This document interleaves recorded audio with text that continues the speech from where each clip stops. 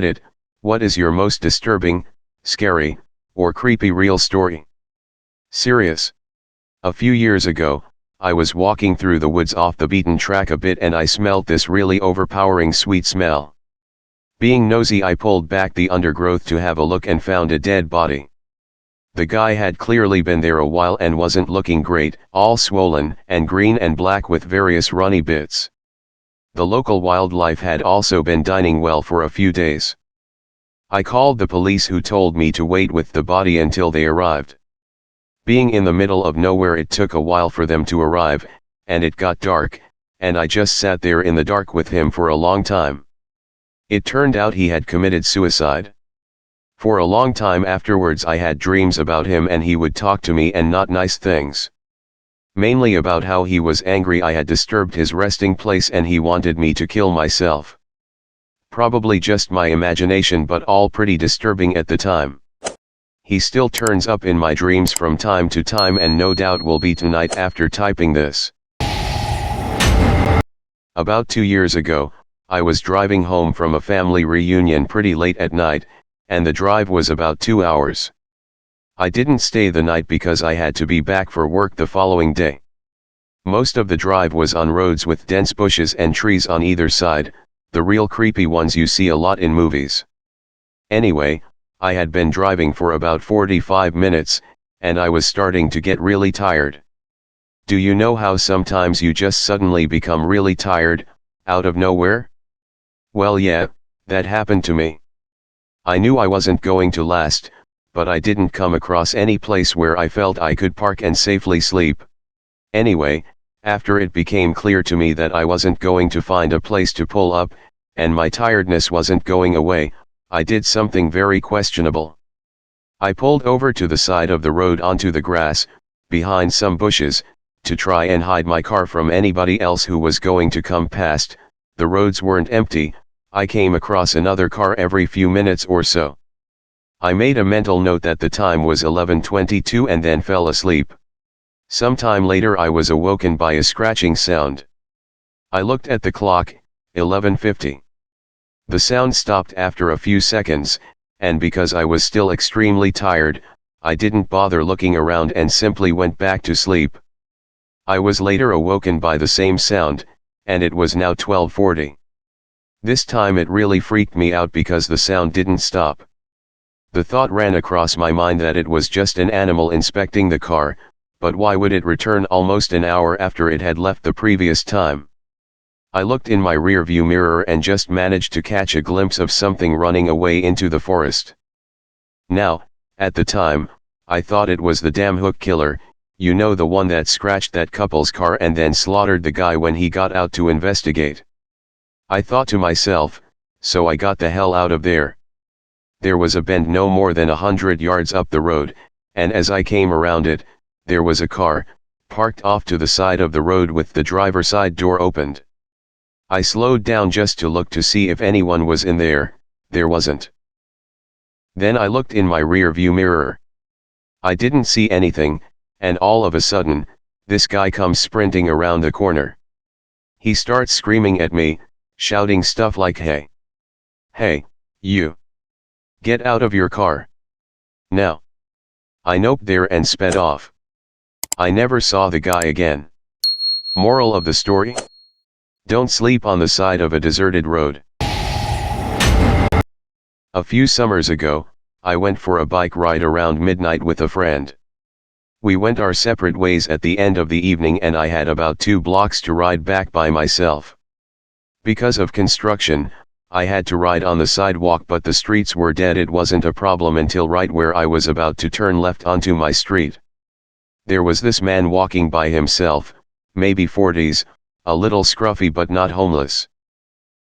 The sidewalk was narrow and I didn't want to freak him out, so when I got about 6 feet behind him I said, "Hey, behind you." And he turned around and gave me the super angry look. I turned down my street and he started to follow me, literally screaming about how I was a cunt and he was going to kill me and all that.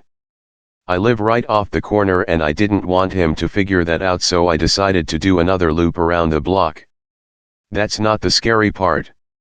The scary part is that when I looped back around and looked down the street, I saw him standing on my front stoop staring out at the street like he knew I lived there. He saw me ride by again, but he didn't say anything.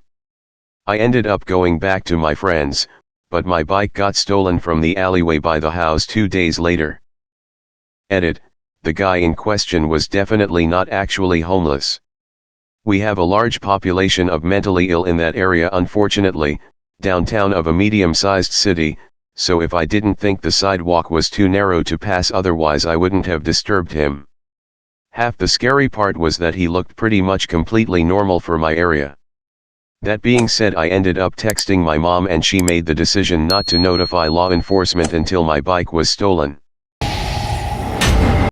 I had awesome parents who let me sleep in the living room on weekend nights when I was very young because my sister was a light sleeper, and I could stay up until dawn.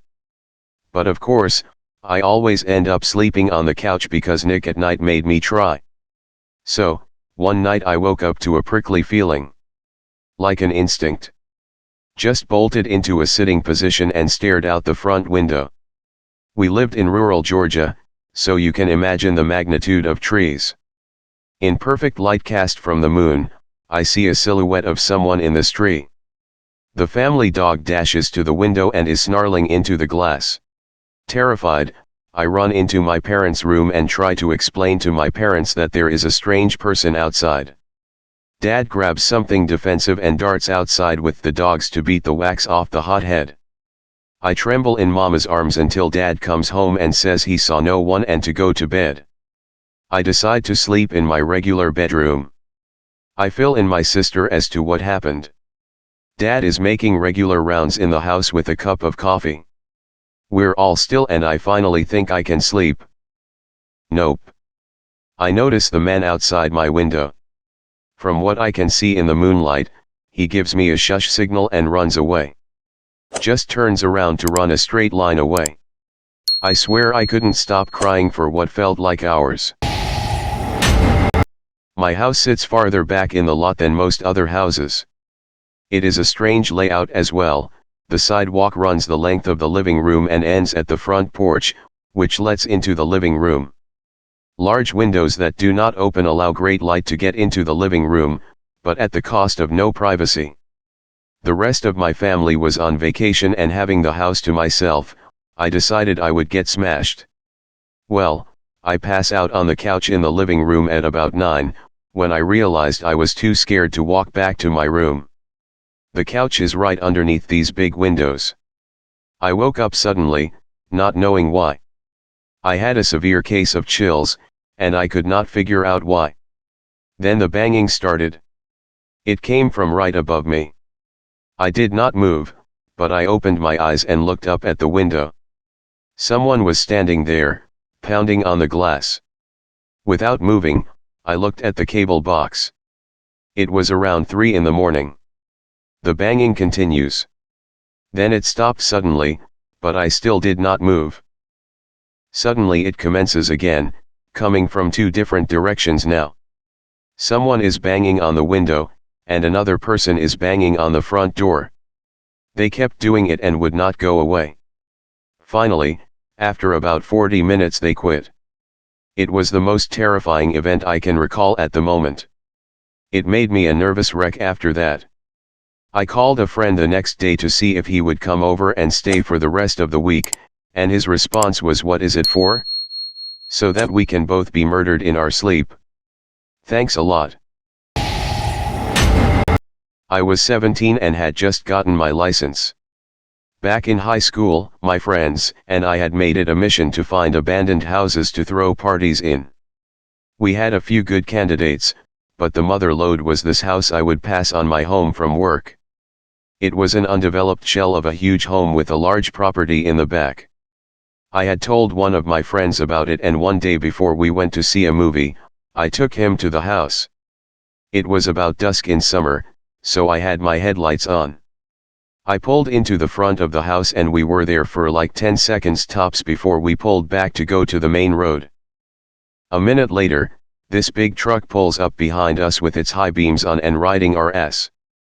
My friend and I took note of it but paid it no mind as we headed back to the main road. At the light, I turned right, but the truck cut through the gas station at the corner and blocked us off. Out of the truck comes this big hulk of a man, and my friend and I are wetting our pants. He raps on the window, and I roll it down. Now, the really freaky part is that this a busy road, and now there was no one in sight. He asks us what we were doing at the house, and I quickly lied and said we were making a U-turn.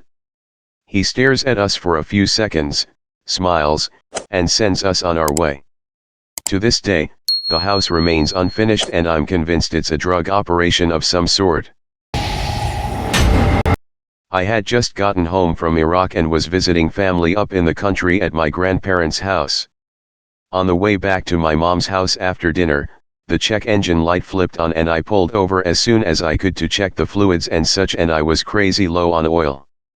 Breaking down out here is bad simply due to the narrow roads and the miles you have to go to get anywhere. My mother was supposed to be leaving not long after me, so I sent her a text, because calling was futile, and decided to look around for a bit until she showed up. I had pulled over fairly close to this property alongside the river, but there was a crude wall in the front yard blocking the view from the road. It looked abandoned, so I let myself in. There was a lot of pot growing inside the house. Everything had been gutted and it was just plants and those heating lamps. I noped out and waited for my mom to pull up by the car. I put oil into the car and was about to be on our way when this rusty red truck drove by. The driver slows and looks at us, then turns around quickly and pulls up behind us. He was an older guy that looked like he hadn't showered in days, in blue overalls, and no shirt. He jumps out and ran up to my mom's car and starts knocking on her window. I'm thinking to myself, I'm going to have to kill this guy because we are going to die. We told him about the car and about me just getting home from deployment. He just stared at us for what felt like forever and told us that the next time we break down to do it somewhere else. He stood by his truck until we were out of sight.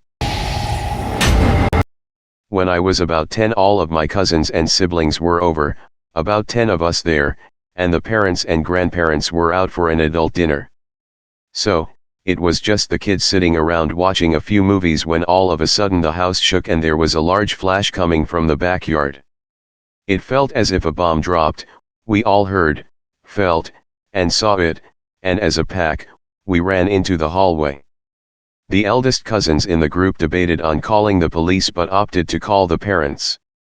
After a few minutes, we gained our courage and ventured out into the living room again, this time with weapons, just in case. After a half hour with no other issues, the parents came home and thought we were insane. There was nothing wrong with the backyard and no neighbors reported anything. It's been 10 years, and we still talk about it, trying to figure out what it was. That has been the scariest thing to happen to me by far. Okay, so this happened to me last summer when I was back at my parents' house during the holidays. It was around 3 a.m. and I was in my room on my computer when I got a call from my sister. Now that was already a little bit weird since my sister's room is just down the hallway from mine, and she could have just come into my room. I went to pick up and the call ended as soon as I reached the phone. I figured that she wanted to speak with me, so I got up and went to her room. As soon as I reached her door, she started screaming that someone was in the room with her, so I busted in and of course, nobody was there. After she stopped crying, she told me that she woke up and saw a dark shadow just centimeters from her face, and that's when she screamed. So I told her that she called me. She told me that her phone is not in her room and that she was sleeping. Sure enough, her phone is actually downstairs in her purse. The weird part is that I have the log of her call on my phone, but she doesn't. Never managed to explain this one. A week after gaining my CPR certification, I had to try and perform CPR on a woman dying of heroin, probably other drugs too, overdose. I was at a thrift store with some friends looking for Halloween costumes, and someone came in saying that someone was passed out in the parking lot. I was in the dressing room, and it just got super quiet, so I came out and told them I was certified and I'd go take a look and that they needed to call 911. I go outside and don't see anyone on the ground. Someone comes out and shouts that the person is in the car that's parked far out by itself. I ran over and honestly, freaked. She was pretty much already dead. Completely blue in the face, slumped against her car window.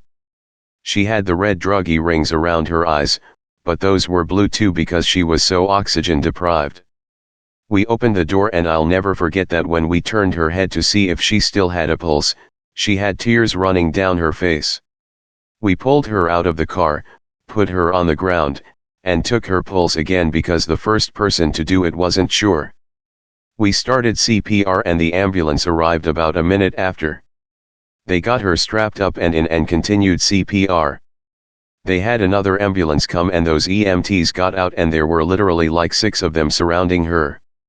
The cop told us they had administered some type of drug that can apparently reverse heroin overdoses if given in time, but she was pretty much dead already. They would do the necessary stuff until they could get to the hospital and call it, according to him. I also remember when we opened the door there were heroin needles and empty pill bottles all over the floor. She wasn't very old. We also think she had kids. She had some toys and a car seat, plus 2 names tattooed on her. Back in 2004, I was a young/dumb 17-year-old country girl in the city for the first time in college. One night I decided I could safely walk back to my dorm at around 1:30 in the morning despite not really knowing where I was. Of course, I instantly end up wandering around a terrible part of the city. Most of the streetlights are busted out, trash everywhere, and loud arguments from inside the dilapidated as row houses. In short, I wouldn't even want to be here in the middle of the day. A car drives up behind me and slows down so they're keeping pace with me for nearly an entire block. I look over and there are 5 unsavory looking men inside. By this point, I was approaching an intersection, and they pull up, make a left, and stop in the street directly in my path. I completely panic at this point and just stand there, right in front of them. My mind went completely blank. I've never been that scared in my life. It didn't even make sense to try to run because they would have caught me without question. I'm not really sure how long I stood there, but suddenly the porch light in the house just past the car came on. Dude casually strolls outside carrying a bag of trash, and the car peels away. I completely break down crying and shaking. Dude spots me and listens to my probably incoherent story, takes me inside, and gives me a soda. Then he and his roommate walk me back to my dorm. They were both lovely and invited me to check out their stand-up sometime, but unfortunately, I was too young to get into a bar. I never saw them again, don't even remember their names, but feel pretty confident that if that guy hadn't decided to take his trash out at 1 a.m. on a Saturday, my life would have taken a really bad turn that night. My mother told me this not too long ago, but it happened about 10 years ago now. When my cousin was 18 years old, she was in a car crash and died a couple of weeks later in hospital. She was really close to my dad's sister, our aunt, and used to babysit her kids, who were no older than 4 years old, all the time. Our aunt's house was under construction just before she passed away and it continued on after she passed away. One day my aunt got a phone call while she was at work from one of the construction workers complaining about a teenage girl who keeps showing up at the house and walking around, and that she shows up a number of times during the week and it has been happening for a couple of weeks. My aunt asks for a description of the girl to see if she knows her from around the neighborhood, and sure enough, the description perfectly matches my cousin who died a few weeks before: long brown hair, a red baseball cap, denim dungarees, and a white jacket. When my aunt got home, she showed them a picture of my cousin, and they all agreed that it was the girl they had seen walking around the site. This story really freaked me out when I heard it because our family was never one to believe in anything paranormal or have anything of the paranormal sort happen to them before. When I was in high school, I had a really good friend who lived next door to a house that was always up for sale. People would move out in the middle of the night without a word, and it hadn't had the same owner for more than 6 months straight for a couple of years. One night we were really bored, and he suggested we go explore the house next door since it had sat empty for a while. We go around back and there's a dog door that he can crawl through, and he unlocks the door and lets me in. The house itself is really unremarkable. It looked like it was built in maybe the 1950s and was a craftsman-style house in an older, nicer part of town. My friend's house was similarly built. The kitchen had a really nice built-in breakfast table set against a picture window. The house's electricity was off, but you could see the street light through the window. My friend and I sit down, on the floor, across from this table, and are just hanging out, talking. Why? Who knows? All of a sudden my friend screams and in that instant, my vision goes black. But it wasn't that I just couldn't see, my body was engulfed in this sickly coldness from head to toe. I start screaming and I feel my friend's hand grabbing mine and pulling me in some direction forcefully. My vision slowly comes back, and I start to warm up when I realize that we were outside under the streetlight. It was December and should have been much warmer inside of that house. Finally, I look at my friend and he looks scared. I'm really confused and kind of panicked myself and finally ask him what happened. He says that as I was talking, a black thing. This figure that was all black and only had the vague shape of a girl crawled out from under the table and sat on top of me. Apparently, I started groping around with my eyes wide open, like I couldn't see, and he was so freaked out he pulled me out of the house. We're still friends and we bring it up every now and then, but the story itself never changes and it still sends chills down my spine. To this day, I've never felt such blackness or coldness in my life. It was palpable, almost sticky. For a couple of days afterward, I couldn't shake this unsettling feeling, and I could never walk past that house again. Ugh. I'm scared to get out of bed now. When I was about 7, my 2 brothers and I was playing in an area that was used as an unofficial motocross place. We decided to dig a tunnel for some reason. Being the extra smart guys, we were. It took a few hours to dig about 6 feet in and 2 feet high. I was right up at the face when suddenly the tunnel collapsed. It was all dirt with no supports. My world went instantly black and hot. By hot I mean furnace hot. I couldn't move a muscle from the weight of the soil completely enclosing me. I started to really panic, as you do. Everything started turning red, which I guess was blood being forced into my head. Every breath was getting harder as the soil constrained me more and more. Even though my hands were near my face, I couldn't move my arms to clear the dirt around my head, and also started breathing in dirt, which made me cough, which made me contract my stomach, and then I couldn't draw breath at all. This isn't what made me panic though. The total darkness turning red with the incredible heat made my young mind think I was going to hell. I don't know how long I was buried, but it seemed like an eternity. Suddenly I felt something grab one of my feet. My brothers had been frantically digging through the collapse to pull me out and managed to reach me and then pull me out. We never told my parents. I just went home and got hosed down. When we first moved into the house I grew up in, I used to hear things calling my name from the opposite end of the house. Like, I would be in my room playing with Legos or something, and I would hear my dad call my name from his room. So, I'd go to my parents' bedroom and ask them what they wanted, and they'd always tell me that they never called my name. Being a little kid, I honestly started to think that they were playing a joke on me because this happened about once every couple of days. Well, one night it happened and I went to ask them what they wanted, like always. But right as I stepped into their room, I heard my mom's voice calling for me from the living room, which is all the way on the other side of the house.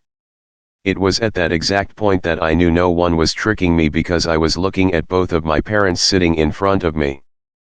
I kinda kept this to myself until my brother was diagnosed with partial narcolepsy. One of the symptoms of narcolepsy is apparently oral hallucinations, so I thought maybe I had it too. Went and got myself checked, completely fine. So, I have no idea what was calling my name all those years, and I still hear it at night whenever I come to visit and stay over. Woke up. The clock says 3:34 a.m. I'm 17 and in my bedroom, it's pitch black, but I hear some rattling downstairs. Terrified, I quietly tiptoe to my parents' room. Weird, it's empty. Where are my parents at 3:34 a.m.? Go upstairs to my brother's room. He's usually awake all night, but while the light is on, no one is in the room. So, I guess whatever those noises are downstairs, it must be them. Why are they awake? Maybe someone died. I go downstairs. In the middle of my living room is what looks like two men stealing our TV. No one else is in sight. I run upstairs as quietly as possible, shut, and lock my door. Suddenly there's banging on the door. I wake up. It was a dream and relief washes over me. I look over at the clock. Weird coincidence, it's 3:34 a.m. I'm shaking but decide to go downstairs to prove to myself that everything's fine. I go downstairs. The two men are in my kitchen, screaming at my parents and brother. I run upstairs to my bedroom and lock the door. 10 seconds later, I hear banging. I woke up. It's 3:34 a.m. This time, I had actually woken up and I don't manage to fall back asleep for about 36 hours. Edit, lots of responses about lucid dreaming here. I spent most of my teens and early 20s as a lucid dreamer, discovering the techniques after a childhood plagued by very frightening sleep paralysis. I found a message board back in 1998 where I learned to at least have fun with it. The above story wasn't a sleep paralysis experience, but it was typical of the kinds of nightmares I used to have. Weirdly enough, I rarely have nested dreams anymore and haven't had a successful attempt at lucid dreaming in a few years. My guess is that it has something to do with hormones. When I was 13, my grandmother was dying of cancer and my mother, and I stayed at her house and took care of her during her last few weeks. One night at 3 or so in the morning, my mother ran into my room and told me that my grandmother, who was by this time completely bedridden, entered my mother's room, woke her up, and then walked out of the room. There was no creepiness at the time, just a genuine concern for what my grandmother could possibly be doing up at 3 a.m. when she was literally days away from dying. We ran into her room, and sure enough, she had passed away. Obviously, given the shock of my grandmother dying, my mother and I didn't sit around chatting about how weird the whole experience was, but months or perhaps even years later I asked her about that night, and she has no memory of telling me that my grandmother was up and walking around the house. She doesn't even remember what woke her up or why she woke me up. Gives me shivers just writing it. About a month ago I went over to my girlfriend's house. Except I felt really uneasy when I went into the living room. Turns out, they replaced a china cabinet with one of her grandmothers who passed away a few months back. Her grandmother was bedridden in the hospital, and I've never gotten to meet her. I felt uneasy the whole time. Being around her grandmother's furniture made me so anxious and almost sad. When I told her, she said it was probably nothing. She went to the bathroom. When I went over to the cabinet, it was about 6 feet tall. Dark wood. It had 2 doors on the side and glass up front. And in the back was a mirror. I was looking at the teacups and small baby dolls when I could swear I saw someone in the mirror behind me. Just a silhouette. I called out to my girlfriend. But as I did, I heard a shrill screech from the bathroom. I start pounding on the door. And it opens. She was sitting on the floor, crying. She said she saw someone in the bathroom mirror. We booked it out of her house. No shoes. No jacket. Nothing, and right to my car. I dove for an hour or so. With no destination. When I returned her to her house, her mom was sitting on the doorstep. She said she kept seeing shadows move. I was on the Manassas battlefield with my father when I was younger. We were sitting at the back of his tailgate eating at McDonald's on top of a hill looking at some cannons. It was foggy and misty out that day with a slight chill, November I think. All of a sudden we see a man dressed in full Civil War attire waving at us standing by the cannons, about 50 to 100 meters away. My dad had a pair of binoculars with him, and we got a closer look at the man. He appeared to be in a Confederate uniform and was standing stationary, only moving his arm to wave. It was a come here wave. My dad thought there was a reenactment going on and that the man needed help. So, my dad walked down to the man while I watched with the binoculars. When my dad got close to the man, he stopped walking and had a confused posture.